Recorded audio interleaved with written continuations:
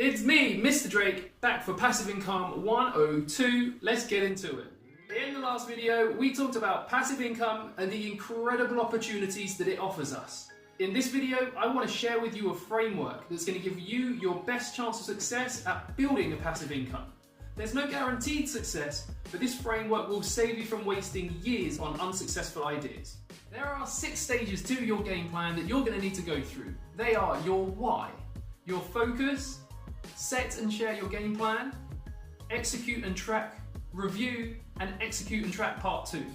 By the time you've made it through those 6 stages, you will have either successfully built an income that you'll be able to transition to a passive income, or you will have been unsuccessful, but you'll know exactly the reasons why, and you can take that forward with you going into the next time you work through the framework. Building your passive income is going to be incredibly rewarding in the long term. In the short term, it's not going to come so easy. You're probably going to have to get out of your comfort zone and do things you don't feel comfortable doing. You might have to change your day-to-day way of life, and you may even face criticism or worse, rejection.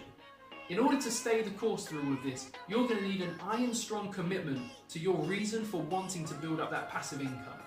In order to find out your why, you need to ask yourself a few questions.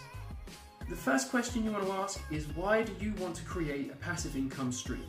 A few examples could be earlier retirement, paying off debt faster, increasing your luxury spending money, or donating to charity or having a social impact. Secondly, you want to ask, what will be the ripple effects of your passive income on family, friends, customers and clients? And thirdly, what will your successful passive income mean to you? Think about emotionally, physically, socially, financially, and even professionally. How will having your passive income change your life? The more detailed and vivid this picture is painted, the more likely you are to stick to building your passive income. Because like I said, you're going to face obstacles and you're going to face hurdles that you're going to have to overcome. Having a strong reason why will make that obstacle seem smaller than it actually is. I like to spend my time around my family. So for me, I want my PI to afford me less working hours. I don't want to, say, miss the development of my children because I'm stuck at work. Being around my family is emotionally rewarding for me, and hopefully it is for them too. And that additional time that we have will allow us to bond and continue to work on our personal development together. See, I haven't had my children yet, but my family is still my why. So when I have a problem or face an obstacle, I make decisions with my future in mind. However committed you are, you're going to need direction in order to stop you running full speed into a brick wall. You can have more than one passive income stream, but I only suggest building one at a time, especially if you have family and a full-time job. You don't want to spread yourself too thin with too many commitments. Once again, in order to find your focus, you need to ask yourself a few questions. The first question you want to ask yourself is, what do you enjoy? Make this list as long and as detailed as you can. And a couple of examples would be, you might enjoy drawing, or you might enjoy being outdoors, talking to people, you might enjoy driving, as a few examples.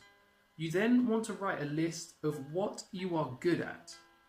Examples of this could be public speaking, sales, you might be good with technology, understanding technology, you might be good at fashion design. Make both of these lists as long and as detailed as you can, and from these lists you'll be able to start pairing things together and picking up ideas for what you could be doing to build your passive income. You then want to ask, what are you able to invest each week to building this passive income?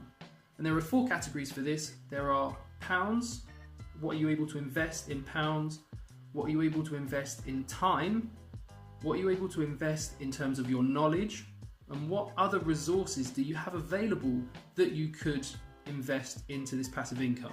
Examples of that could be, maybe you know of someone who will be able to help you for 2 or 3 hours a week for free, or you might know someone who's got a particular skill at video editing that will help you, and so you'll be able to use them as an additional resource, potentially in return for money. Once you've got a couple of ideas together, you need to ask yourself, how will they profit? Will they be sales focused? Will they make money off of advertising? Will you be working with customers one-off, or will you be having repeat custom from regular customers? And then how can you make the income passive? Would you have to employ other people to run it for you so that you can step away and just enjoy the passive income? Or are you able to automate it through computer systems? The last question is, would you still want to be doing this in 5 years' time? You need to take a few days to really consider and get vividly detailed answers on these questions. Question 1 and 2 will lead you to creative ideas. You can then build on those ideas to form a potential passive income source. Once you've decided on your focus, you must set up a game plan. Your game plan will consist of resources available per week or per month. This includes the time that you can spend on building your passive income. For example, Monday 6 PM to 9 PM, Tuesday 5 PM to 9 PM, etc. What money can you invest into it? Set yourself a budget and then decide what you're going to use that budget towards. It could be, for example, advertising, buying relevant tools or buying assets. What knowledge or subject understanding do you need and what do you already have? And can you bring other people or systems in to spread the workload? Based on that, my YouTube game plan would look something like this. I work the hours of 2 PM to 6:30 PM, Monday to Friday, on building my passive income stream. I have the budget of £50 a month that can be spent on advertising, buying new or repairing old equipment, or buying new resources that will help me speed up the process. I'll need to have an understanding and a knowledge of personal finance, investing, personal development, cash flow and budgeting.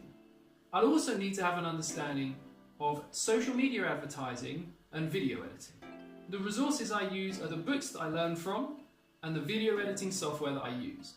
The great thing about my YouTube game plan is I've set it up so that I'm working for myself in the interest of you guys, and it's never going to cost you a penny.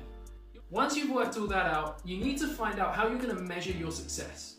In my example, it could be based on the number of subscribers, the total number of videos uploaded, the average watch time, or even the amount of interactions that I have on my content.